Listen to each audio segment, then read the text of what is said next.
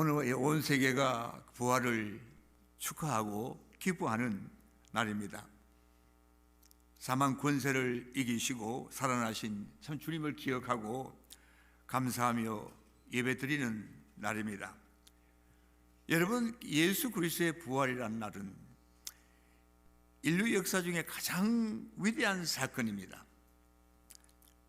왜 부활절이 이렇게 특별합니까? 왜 수많은 사람들이 오늘 이 부활절날, 이 주일날 참 뜨들썩하게 맞이하고 있는지 우리 한번 생각해 볼 필요가 있습니다. 여러분, 다른 이유가 아닙니다. 이 부활절을 통해서 예수 그리스도가 하나님이심을 증명할 수 있기 때문인 것입니다. 예수님께서 이 땅에 사시는 동안에 놀라운 선언을 본인이 하시지 않았습니까? 예수님 말씀하시기를 나는 하나님이고 나를 본 사람은 하나님을 본 사람이고 내가 이 땅에 온 것은 하나님이 어떤 분인지를 알게 하려고 왔다. 나는 너희들의 죄를 다 용서하고 천국에 가게 하기 위해서 십자가에 못이 박히고 부활하게 되었다. 내가 하나님인 것을 이 부활을 통해서 증명할 것이라 주님께서 너무나 뚜렷하고 분명하게 말씀을 해 주셨습니다. 부활절에 예수님께서 죽음에서 살아나셨습니다. 예루살렘 거리를 얼마 동안 걸어 다니셨습니다. 많은 사람들이 그것을 증거했습니다. 성도님들, 오늘도 부활하신 주님께서 살아계셔서 우리 중에 계시고 우리 안에 계십니다. 오늘 이 시간 하나님의 음성을 듣고 우리의 마음을 열고 귀를 열고 하나님 말씀을 경청하는 시간 되기를 바라는 것입니다. 그런데 오늘날 예수님께서 부활하셨습니다 하는 이 말보다도 그래서 어쨌다는 것입니까? 하는 말을 하는 사람들이 많습니다. 밤낮으로 애쓰는 우리들에게 그 부활절의 의미가 무엇입니까? 우리는 공부를 열심히 하고 있는데 그러면 되지. 예수님의 부활이 우리에게 뭐가 그리 중요합니까? 힘들게 자녀들을 키우는 우리들에게 예수님께서 다시 사신 것이 무슨 의미가 있겠습니까?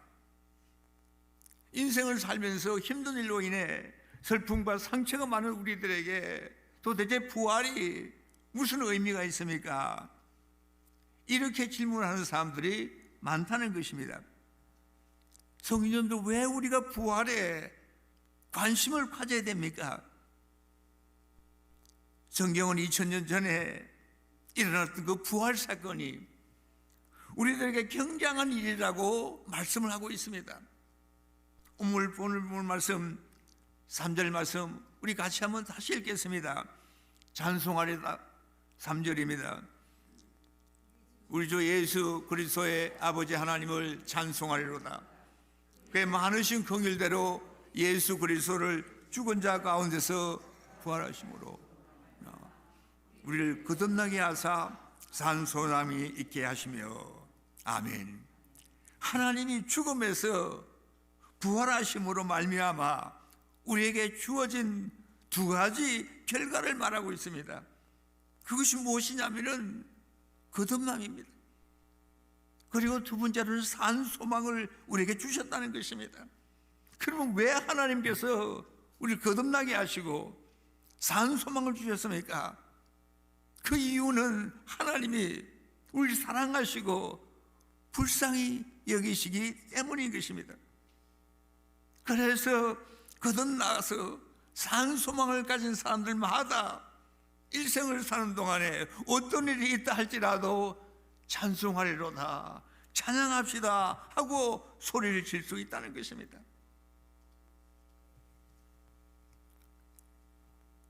마르쿠스 아울리우스라는 황제가 있습니다.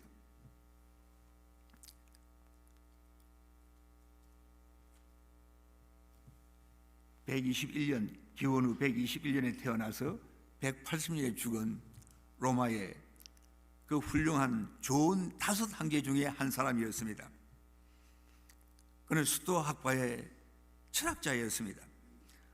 그가 친구에게 쓴 편지를 발견하게 되었는데, 그런 당시 기독교인들에 대해서 간단하게 자기 친구에게 편지를 썼습니다. 뭐라고 이야기하냐면은, 기독교도들은 정말 이해하기 힘든 새로운 종교 집단이다.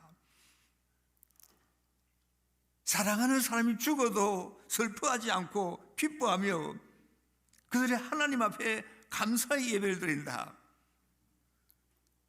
그들은 장례를 드리기 위해서 묘지로 줄지어 갈 때도 마치 즐거운 소풍을 가는 것처럼 노래를 부르면서 감사합니다, 감사합니다 찬송하면서 행진한다.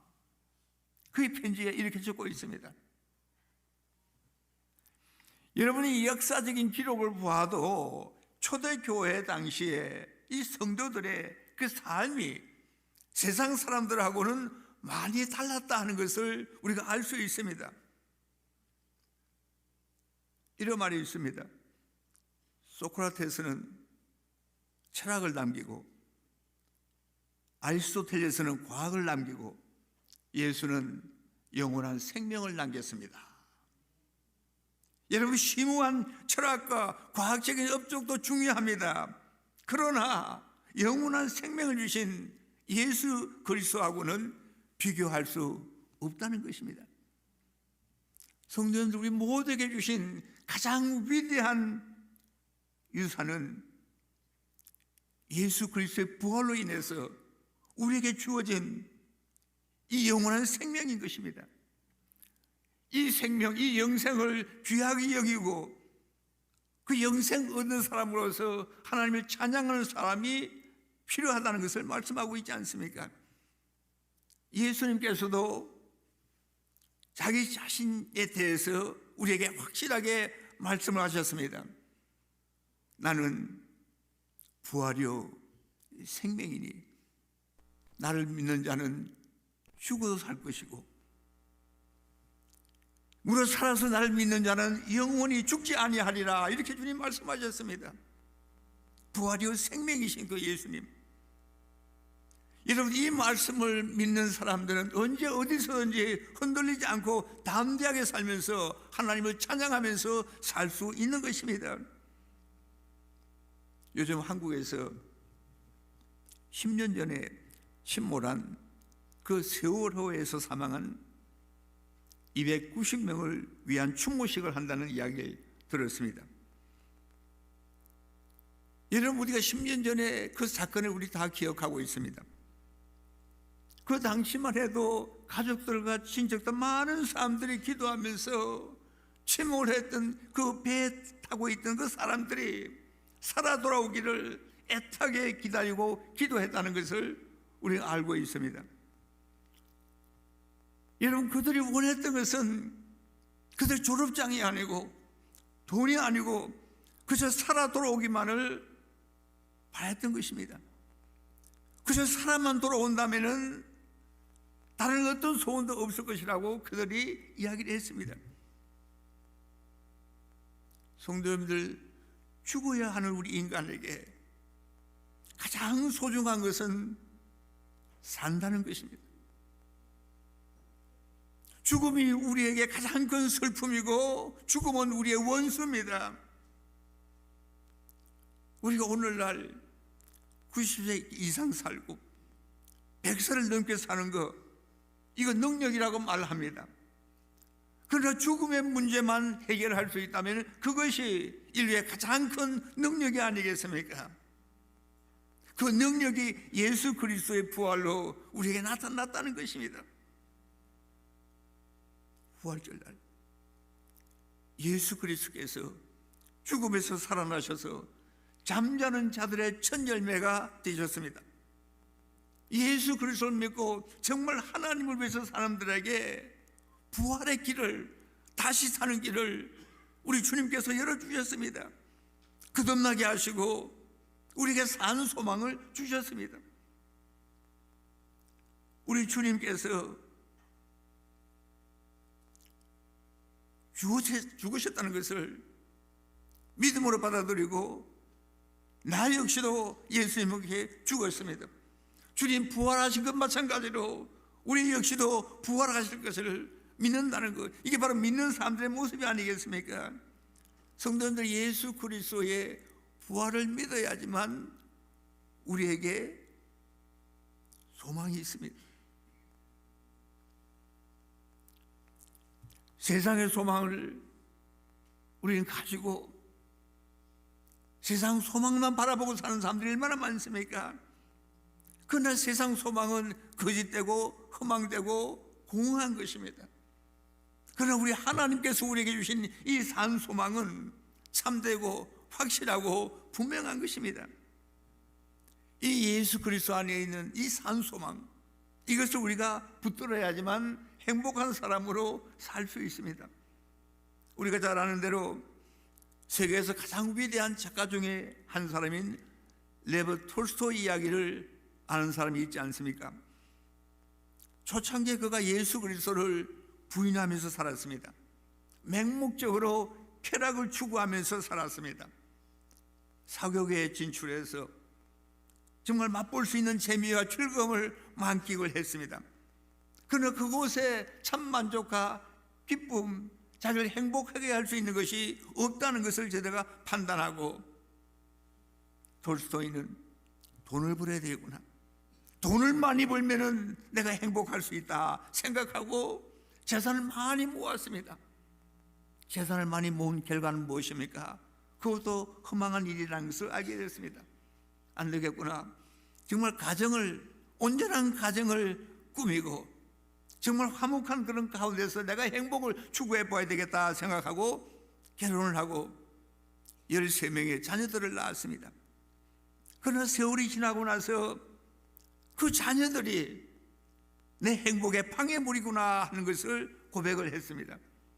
인생의 만족을 위해서 톨스토이는 모든 것을 다 해보았습니다.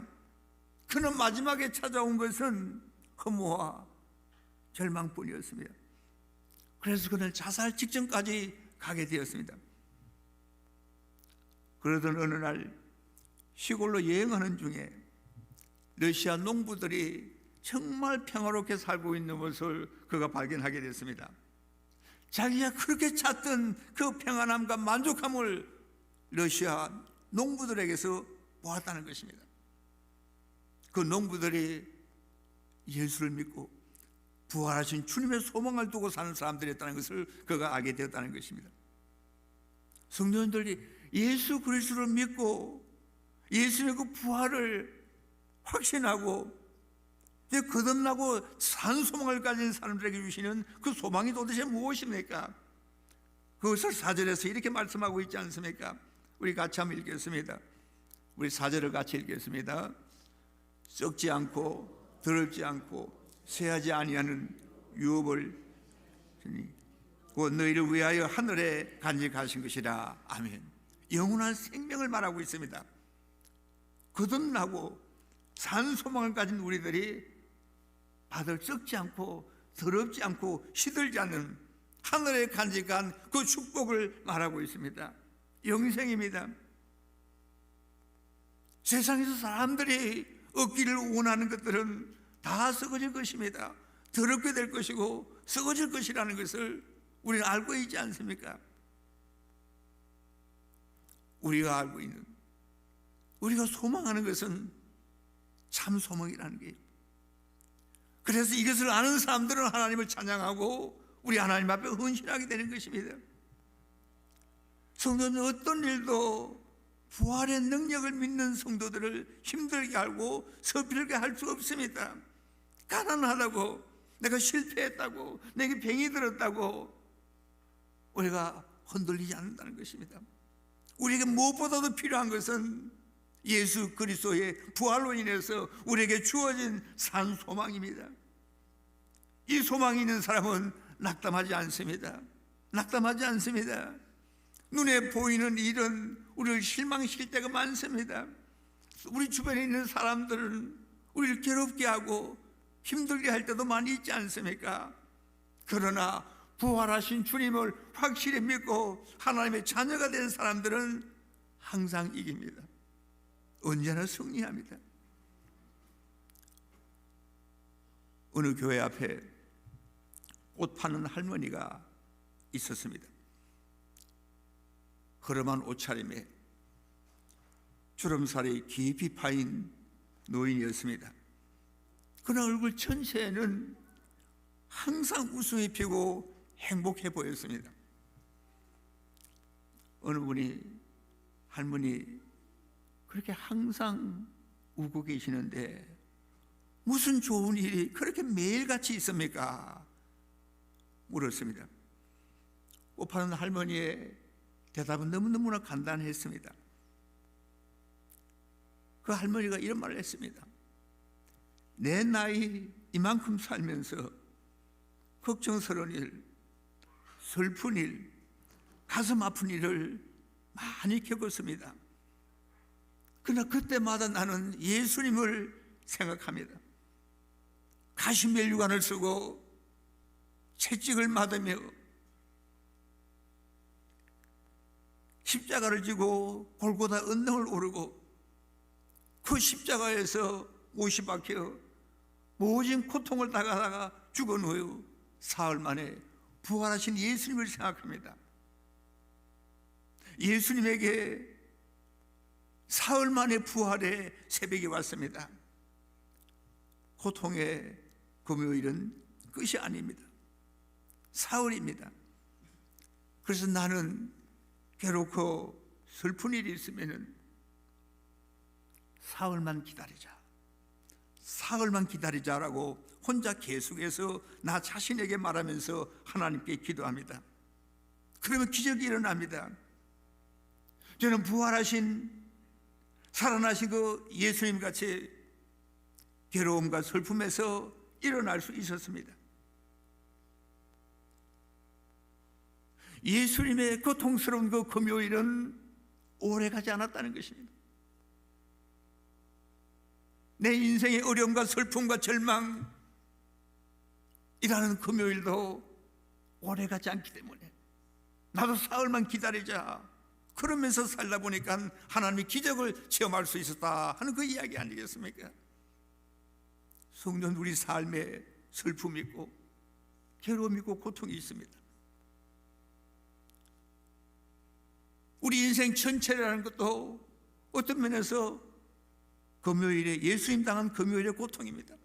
잠시 잠깐이라는 게 우리 사흘만 기다리면 됩니다. 그럼 부활의 그 영광스러운 새벽을 맞이하게 되는 것입니다. 성도들, 이 할머니의 지혜가 바로 부활의 믿음을 가진 사람의 모습 아니겠습니까? 우리 사흘만 기다리면 됩니다. 부활, 하나님의 그 능력이 우리와 함께하고 우리를 보호하게 하기 위해서 그럼 우리가 무엇을 해야 됩니까? 그 대답을 5절에서 말씀하고 있습니다. 우리 5절 같이 읽겠습니다. 너희가 말세에 나타내기로 예비하신 구원을 얻기 위하여 믿음으로 말미암아 하나님 능력으로 부호하심을 입었나니. 아멘. 예수를 믿고 마음에 영접한 사람들은 구원받습니다. 그리고 구원받은 하나님의 사람들을 끝까지 하나님의 능력으로 보호해 주신다고 말씀하고 있지 않습니까? 성도들, 우리에게 이 능력이 필요합니다. 이 능력을 얻기 위해서 우리에게 꼭 필요한 것이 무엇이냐면 믿음입니다. 주님을 확실하게 믿는 믿음이 있을 때 우리는 하나님의 능력으로 보호하심을 받습니다. 저와 여러분들은 하나님의 능력이 필요한 사람들입니다. 어떤 분은 하는 이야기가 우리 사람들에게 가장 큰 능력은 갓 태어난 아기에게 있다라는 말입니다. 우리가 아이가 태어나서 입을 열거나 조금만 웃으면은 주변 사람들이 다 모여듭니다. 조그만 아이가 웃어주면은 옆에서 난리가 납니다. 아이가 울면은 왜 우는지 문제를 해결해 주려고 이리 뛰고 저리 뛰는 사람들이 있습니다. 먹여주고 트림을 하게 해주고 기저귀를 채워주고 안아주고 흔들어주고 재워줍니다. 모든 사람들의 관심이 집중이 되지 않습니까?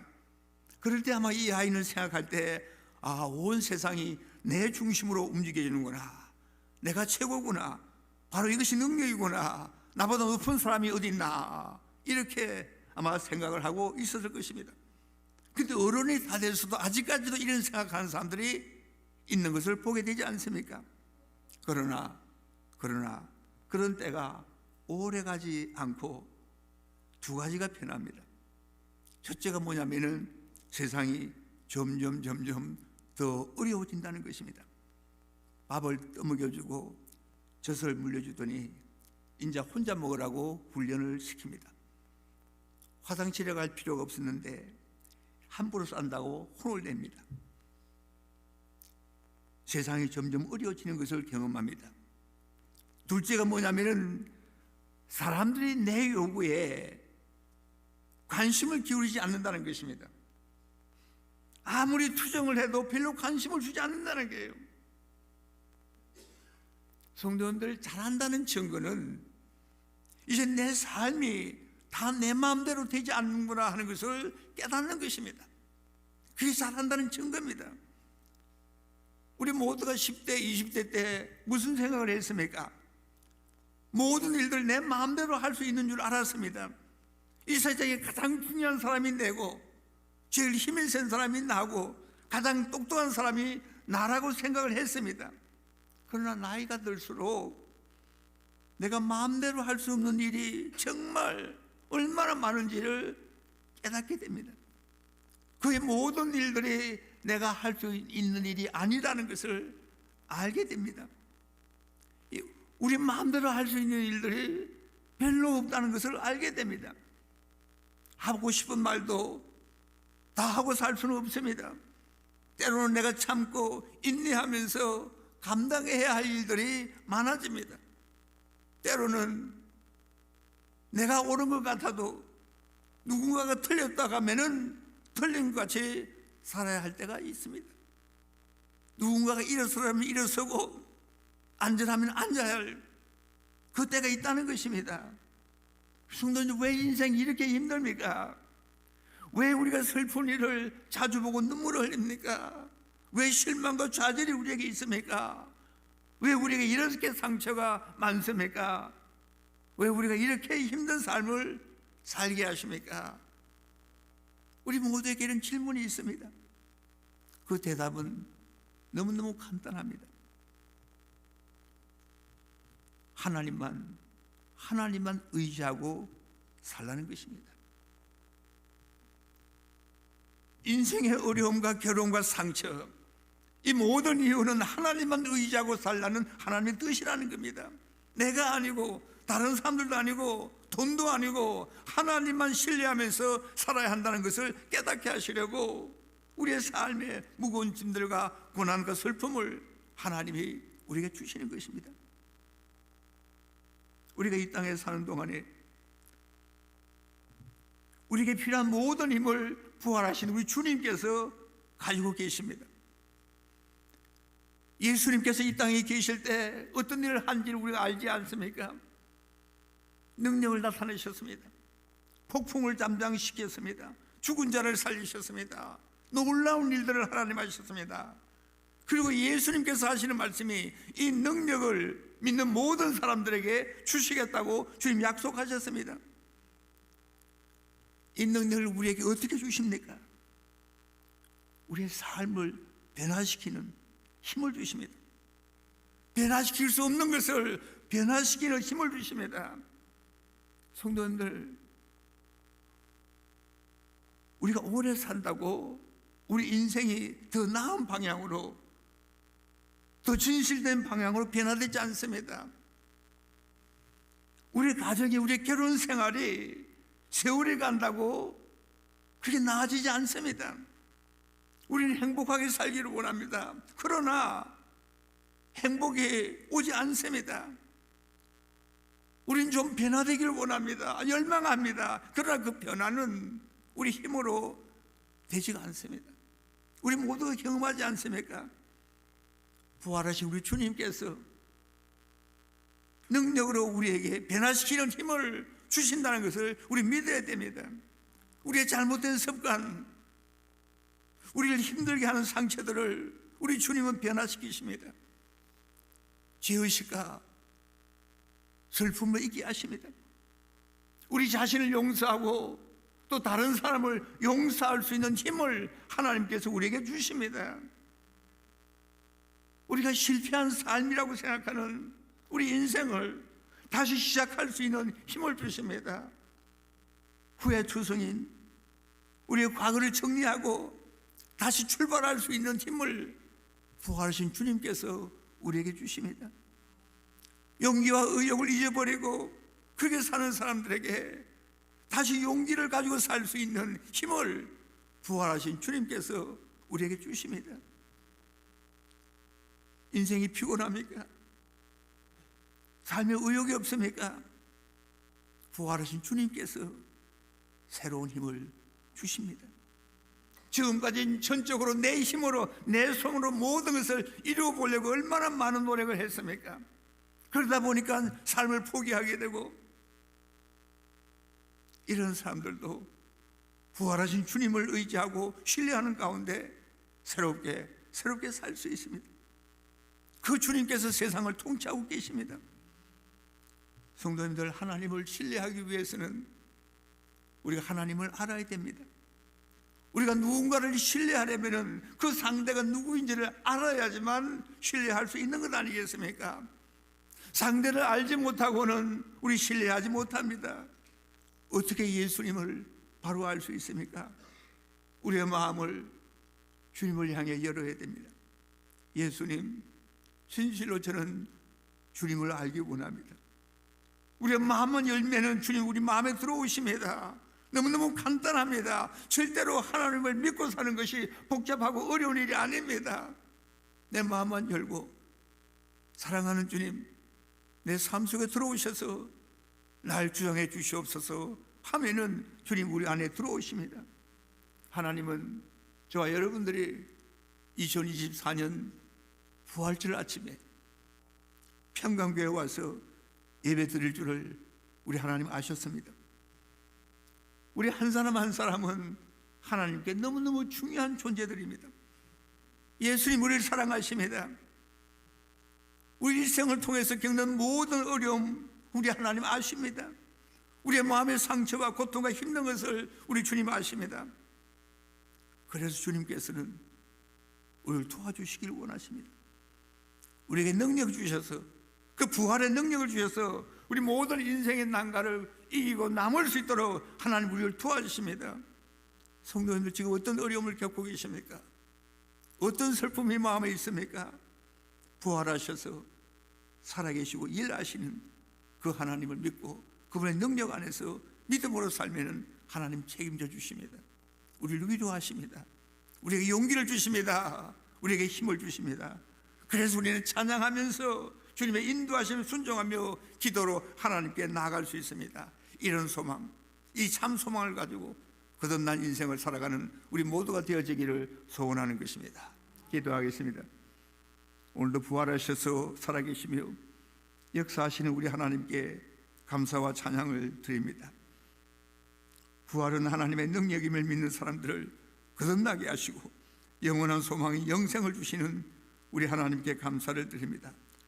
하나님 아버지, 오직 부활의 능력만이 우리의 삶을 변화시킬 수 있고 새롭게 시작할 수 있다는 것을 믿습니다. 오 하나님 아버지, 죽음을 두려워해서 죽음의 종로로 타지 않게 하시고 부활하신 주님을 믿는 믿음으로 강하고 담대하게 살아가게 하여 주시옵소서. 오 하나님 아버지, 인생의 상처와 슬픔과 그 모든 고통을 주님께 맡기기를 원합니다. 부활의 큰 능력으로 제대로 삶이 변화되기를 원합니다. 과거의 실패와 실수와 허물의 무거운 짐이 부활의 능력으로 자유하게 하여 주시옵소서. 예수 그리스도를 나의 주와 그리스도로 믿고 고백하며 항상 부활의 능력 안에 힘있게 살며 주님을 더욱 잘 섬기며 거룩한 일에 헌신할 수 있는 저희들 되게 하여 주시옵소서. 오 하나님 아버지, 주님의 몸된 평강교회가 주님의 손이 함께하는 교회가 되게 하여 주시옵소서. 나 여호와 너희 하나님이 내 오른손을 붙들고 내게 이르기를 두려워 말라 내가 너를 도우리라 하시는 주님의 음성을 듣는 교회가 되게 하여 주시옵소서. 예수님의 이름으로 기도드리옵나이다. 아멘.